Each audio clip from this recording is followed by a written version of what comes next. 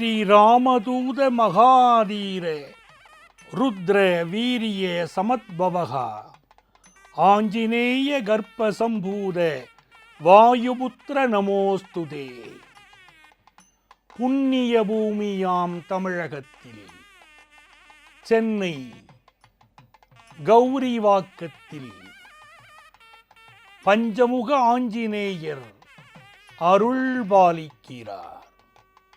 அஞ்சனை மைந்தன் ஆஞ்சநேயன் 5 முகங்களுடன் 10 கரங்களுடன் அருள்பாலிக்கிறார்.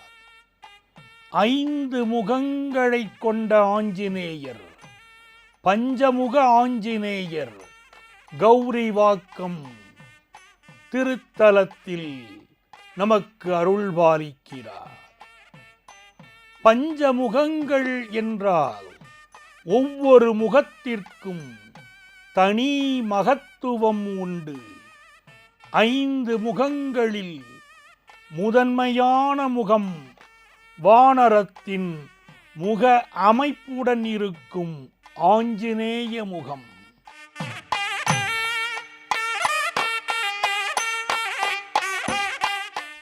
ஆஞ்சநேய முகம். இந்த முகத்தை தரிசனம் செய்தால் கிரக தோஷங்களை நீக்குகிறார். பகைவர்களிடம் இருந்து நம்மை காக்கிறார்.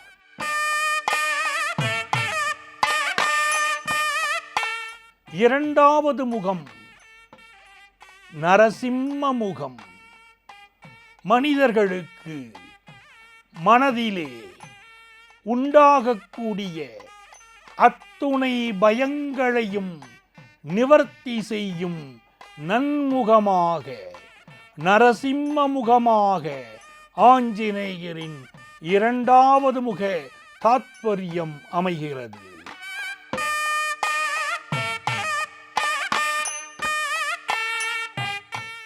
பஞ்சமுகங்களிலே 3வது முகம் கருட முகம். மனிதர்களுக்கு விஷ ஜந்துக்களால் எந்த நோய் உருவானாலும், குறிப்பாக சரும நோய் உள்ளவர்களுக்கு அருமருந்தாக, வினைகள் தீர்க்கும் நன்மருந்தாக ஆஞ்சநேயரின் 3வது முகம் கருட முகம் அமைகிறது.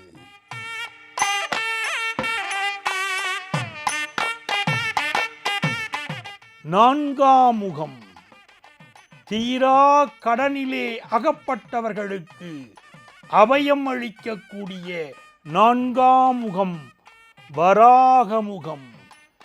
தீரா கடன்களிலிருந்து விடுதலை அளித்து செல்வம் செழிக்க வழிவகுக்கிறது.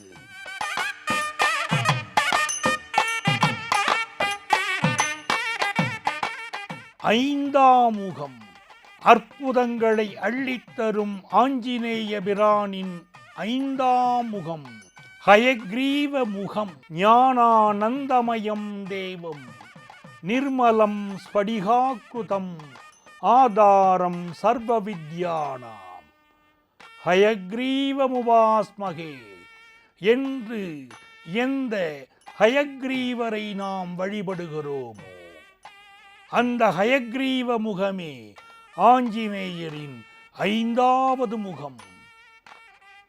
சிறந்த ஞானம், கல்வி வளம், மாணவர்களுக்கு உயர்ந்த வாழ்க்கை, ஆழ்ந்த ஞானம், சாதாரண பாமரனையும் பண்டிதனாக்கும் ஹயக்ரீவ முகம். பஞ்சமுக ஆஞ்சநேயரை வழிபட்டால் அவரால் நம் வாழ்க்கையிலே வசந்தம் உண்டாகிறது, கிரகதோஷங்கள் விலகுகிறது. நரசிம்ம முகம் பயத்தை விலக்குகிறது. கருட முகம் விஷ ஜந்துக்களால் உருவாகும் நோய்களை விலக்குகிறது. வராக முகம் தீரா கடனிலிருந்து நம்மை காப்பாற்றுகிறது. ஹயக்ரீவ முகமோ நல்ல ஞானத்தை, கல்வி பேற்றை அள்ளி அள்ளி வழங்குகிறது. பொதுவாக பஞ்சமுக ஆஞ்சநேயர் கோயில்களில் நரசிம்ம முகம், கருட முகம், வராக முகம், ஹயக்ரீவ முகம் ஆகியவை 4 புறங்களிலும், அவற்றிலிருந்து சற்று மேலே 5ஆம் திருமுகமாம் ஆஞ்சநேயர் முகமும் இருக்கும். ஆனால் இந்த திருக்கோயிலிலே 5 திருமுகங்களும் ஒரே வரிசையில் இருக்கும் சிறந்த அமைப்பு காணப்படுகிறது.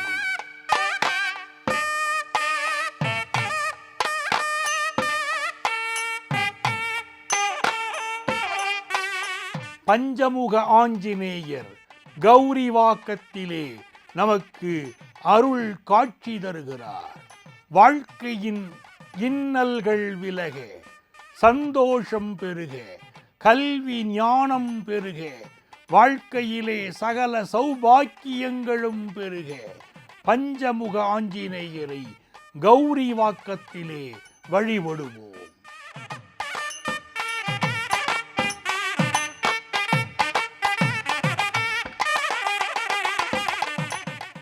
ஆஞ்சநேயர்.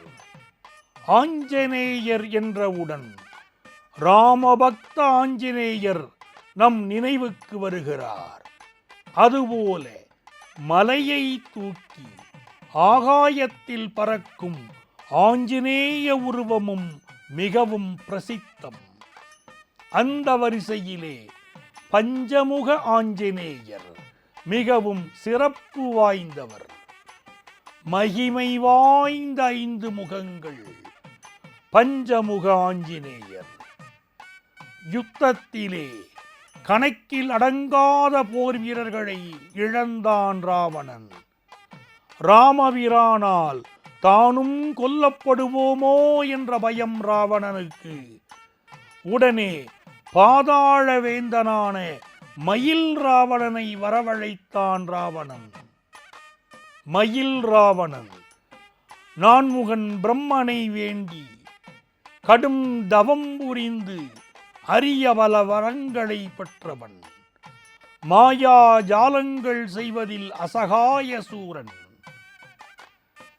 தன்னை வணங்கிய மயில் ராவணனிடம் தனது கையறு நிலையை கூறி ராம லக்ஷ்மணரை அழிக்கும்படி கூறினான் ராவணன். மயில் ராவணன் ராமலட்சுமணர்களை பாதாள லோகத்தில் உள்ள காளி தேவிக்கு பலி கொடுப்பதாக சபதம் செய்து வீராவேசமாக புறப்பட்டார். விபீஷணனின் ஒற்றர்கள் மூலம் இதை அறிந்த சுக்ரீவன் ராமலக்ஷ்மணரை பாதுகாக்கும்படி அனுமனிடம் பணித்தார். ஹனுமான் ராமலக்ஷ்மணரை பர்ணசாலையின் உள்ளே அமர்த்தி தன் வாளினால் பர்ணசாலையை சுற்றிலும் கோட்டையை அமைத்து அதன் மீது கம்பீரமாக காவல் புரிந்தார். மயில் ராவணன் அனுமனிடம் வந்தான். ராமலட்சுமணரை பார்த்து வருவதாக கூறி தனது மாயா சக்தியால் அவர்களை சிறிய பொம்மைகளாக்கி மறைத்து கொண்டு வெளியே வந்தான். மாருதி ஜாக்கிரதை, மயில் ராவணன் என் உருவத்தில் கூட இங்கு வர முயற்சிப்பான் என்று கூறினான். விபீஷணன் உருவத்தில் வந்தான் அந்த மாயாவி மயில் ராவணன். நல்லவனைப் போல் வேஷமிட்டு வந்ததனால் ஆஞ்சநேயர் அவனை அனுமதித்திருந்தார். மயில் ராவணன் ராமலக்ஷ்மணரை நிஜ உருவம் பெறச் செய்து சிறையிலே அடைத்தான். மயில் ராவணன் சென்ற பிறகு உண்மையாக விபீஷணர் ஆஞ்சநேயரிடம் வந்தார். இப்போதுதானே வந்து போனீர்கள் என்றார் ஆஞ்சநேயர். தான் வரவில்லையே என்றார் விபீஷணர். நடந்த தவறு ஆஞ்சநேயருக்கு புரிந்தது. மயில் ராவணன் இருக்கும் இடத்தை விபீஷணனிடம் கேட்டு தெரிந்து கொண்டார் ஆஞ்சநேயர். பாதாள லோகம் சென்றார். காளி தேவி கோயிலுக்குள் நுழைந்து தேவியின் உருவத்திற்கு பின்னால் மறைந்து கொண்டார்.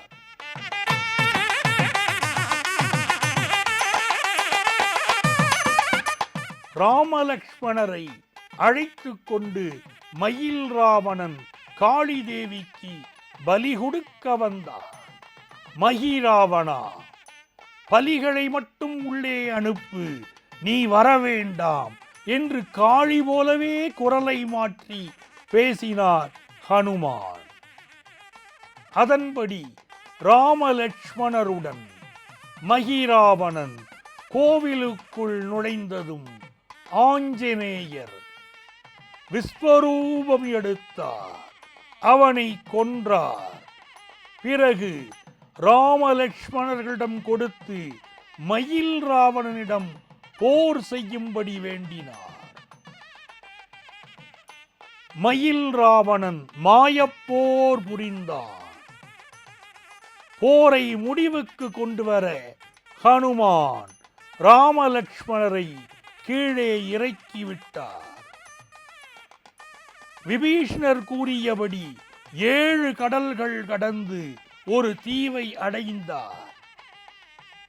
அங்கு தன்னை எதிர்த்த அரக்கர்களை அழித்து தடாகம் ஒன்றில் தாமரை பூவுக்குள் இருந்த விஷம் கக்கும் வண்டுகள் அடங்கிய பெட்டியை எடுத்துக்கொண்டு திரும்பினார் ஆஞ்சநேயர். மயில் ராவணன் பிரம்மனிடம் ஒரு வரம் பெற்றிருந்தார்.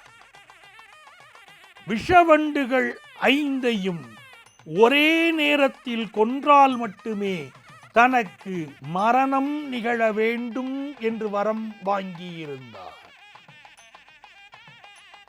அசரீரி மூலம் இதை அறிந்த ஆஞ்சநேயர் ஹனுமன் வானரம், நரசிம்மம், கருடன், வராகம், குதிரை முகங்கள் கொண்டு விசித்திர உருவமானார். இதை கண்ட மயில் ராவணன் நிலை தடுமாறி நின்றார். அதர்ம வழிகளில் சென்ற அரக்கனே, நீ அழியப் போகும் நேரம் நெருங்கிவிட்டது என்று கூறி பெட்டியை திறந்து 5 வண்டுகளையும் 5 முகங்களின் வாயினால் ஒரே நேரத்தில் கடித்து துப்பினார் ஆஞ்சநேயர். வண்டுகள் மாய்ந்தன. மயில் ராவணன் பாதாளமே அதிர கீழே விழுந்து துடிதுடித்து இறந்தான். 5 வண்டுகளும் அழிந்தன. அந்த மயில் ராவணன் அதனால் அழிந்தான். பிறகு ஆஞ்சநேயர் ராமலக்ஷ்மணர்களை தோள்களில் தூக்கிக் கொண்டு இலங்கையை அடைந்தார். வானர சேனைகள் மகிழ்ந்தன. பிறகு நடந்த போரில் ராவணனை வதம் செய்தார் ஸ்ரீராமர். ஸ்ரீராமருக்கு வெற்றி என்ற கோஷம் எங்கும் ஒலித்தது. தேவர்கள் பூமாரி பொழிந்தார்கள்.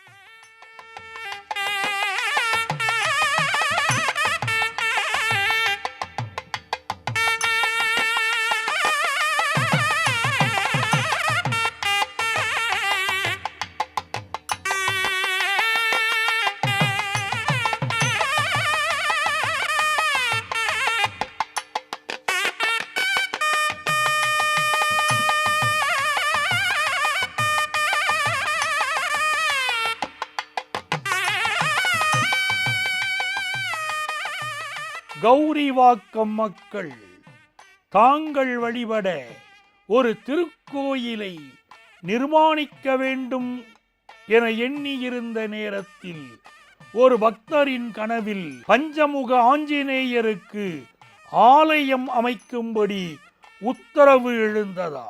அதற்காக ஆஞ்சநேயர் சிலை அமைக்க பக்தர்கள் தேடிய போது பஞ்சமுகங்களும் வரிசையாக இருந்த ஒரு சிலை அவர்களுக்கு கிடைத்ததாம். அந்த பஞ்சமுக ஆஞ்சநேயருக்கு மக்களின் முயற்சியால் கும்பாபிஷேகம் செய்யப்பட்டது. உங்கள் வாழ்க்கையிலே திருமணம் நிகழ, குழந்தை பேறு கிடைக்க பஞ்சமுக ஆஞ்சநேயர் அனுக்கிரகம் புரிகிறார். மனதார வேண்டிய கோரிக்கைகள் நிறைவேற்றி தருகிறார் ஆஞ்சநேயர். அதற்காக மட்டை உரிக்காத தேங்காயை இங்கே காணிக்கையாக வேண்டுதலாக பக்தர்கள் கட்டிவிட்டு செல்கிறார்கள். கோரிக்கை நிறைவேறியதும் தேங்காயை எடுத்து மட்டையை உரித்து இறைவனுக்கு காணிக்கையாக செலுத்துகிறார்கள். சர்வல்லமை வாய்ந்த ஸ்ரீ அனுமனுக்கு பிரதி மூலா நட்சத்திரம் அதிவிமரிசையாக அபிஷேகமும் மாலையில் சகஸ்நாம அர்ச்சனையும் நடைபெறுகிறது. இதைத் தவிர ஒவ்வொரு வாரமும் இந்த ஆலயத்தில் காலை சுமார் 10 மணி முதல் 10:30 வரை ஸ்ரீ விஷ்ணு சகஸ்ர பாராயணம் பூர்த்தியடைந்து அதனைத் தொடர்ந்து மகா நைவேத்தியம் பலதரப்பட்ட பிரசாதங்கள் எம்பெருமானுக்கு கண்டுரள பண்ணி அன்னதானமாக நடைபெற்று கொண்டிருக்கிறது. இந்த ஆலயத்தில் அனுமன் ஜெயந்தி மகோத்சவம் பிற ஆலயங்களை காட்டிலும் அதிவிமரிசையாக பிரம்மோத்சவத்துக்கு நிகராக நடைபெற்று கொண்டிருக்கிறது. சென்னை தாம்பரத்தில் இருந்து வேளச்சேரி செல்லும் வழித்தடத்தில் 6 கிலோமீட்டர் தொலைவில் கௌரிவாக்கம் இத்திருக்கோயில் அமைந்துள்ளது. பஞ்ச இந்திரியங்களால் துயரப்படும் நாம் மகிமை மிக்க இந்த பஞ்சமுக ஆஞ்சநேயரை தியானித்து வழிபட்டால் தைரியம், பலம், பெரும் புகழ், புத்தி கூர்மை, உடல் ஆரோக்கியம், நல்ல எண்ணங்கள், மன நிம்மதி, குடும்பத்தில் ஒற்றுமை, நல் உறவு என்று சகல சௌபாக்கியங்களும் பெறலாம். புத்திர்பலம், யசோதைரியம், நிர்பயத்வம், அரோகதா, அஜாட்யம், வாக்படுத்வம் ச ஹனுமத் ஸ்மரணாத் பவேத்.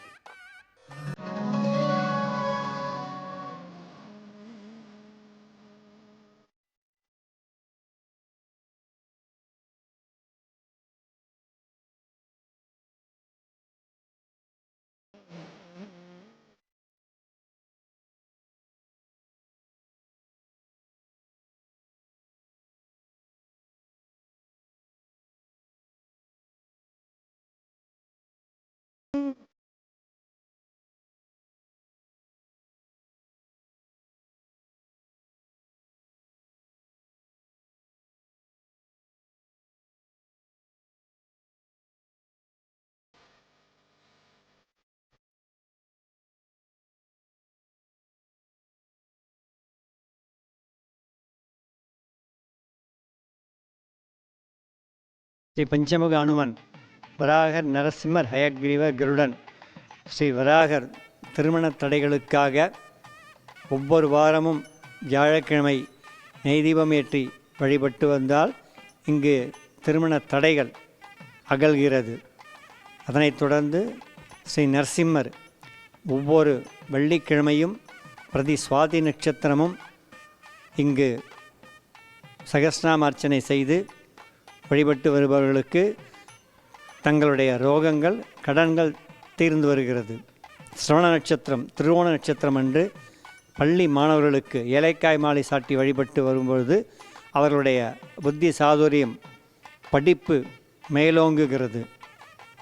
ஸ்ரீ கருடன் ஒவ்வொரு பஞ்சமி திதியில் அவர்களுக்கு எண்ணெய் தீபம் ஏற்றி வழிபட்டு வர காணாத போன பொருட்களும் சர்ம ரோகங்களும் தீர்க்கும் சர்வ வல்லமை வாய்ந்த பெரிய திருவடி பக்ஷிராஜன் என்று சொல்லிடக்கூடக்கூடிய கருடாழ்வார் இங்கு எழுந்தருளியுள்ளார். ஸ்ரீ ஹனுமன் பிரார்த்தனை ஸ்தலமாக இங்கே போவதனால அனைத்து நாட்களுமே இங்கே வந்து என்னோடய காரியம் பூர்த்தி அடைஞ்சு போச்சு அப்படின்றதுனால கிட்டத்தட்ட ஒரு 25 நாட்களும் இங்கே அனுமனுக்கு அபிஷேகம் நடந்து கொண்டு இருக்குது. முக்கியமாக முலா நட்சத்திரம் அன்றைய தினம் காலையில் மிகப்பெரிய அபிஷேகமும் மாலை சகஸ்ரநாம அர்ச்சனையும் வணங்கி வழிபடுவோருக்கு அனுமனின் பிரீத்தியின் பேரில் அவர்களுக்கு எண்ணற்கரிய எதிர்பார்ப்புகள் நீங்குகிறது. மேலும் பிரதி புனர்வசு ஸ்ரீ ராமச்சந்திரமூர்த்திக்கு திருமஞ்சனம் நடைபெற்று கொண்டிருக்கிறது. அந்த திருமஞ்சனத்தை கண்டு களிப்பவர்களுக்கு பேரானந்தம் கூடுகிறது. இதனைத் தொடர்ந்து பிரதி சித்திரை சக்கரத்தாழ்வார் காலை ஹோமம், அதனைத் தொடர்ந்து மகா அபிஷேகம், ஸ்ரீ நிருசிம்மன் சுவாதி நட்சத்திரம் பிரதோஷம் இதை போன்ற தினங்களுக்கு ஸ்ரீ சகஸ்ரநாம அர்ச்சனை செய்து வழிபடுபவர்களுக்கு சகல நன்மைகளும் கைகூடுகிறது.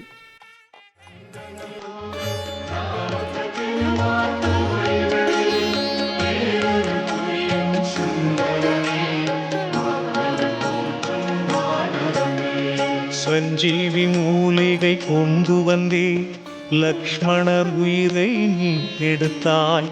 ராமர் வருகை தெரிவித்தே பரதனின் உயிரை காப்பாற்றினாய்.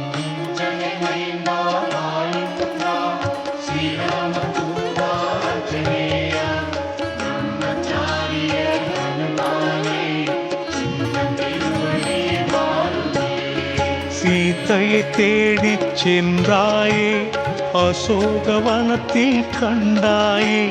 ஸ்ரீராம் ராம் என ஜெபித்தாயே, சீதையின் தற்கொலை தடுத்தாயே.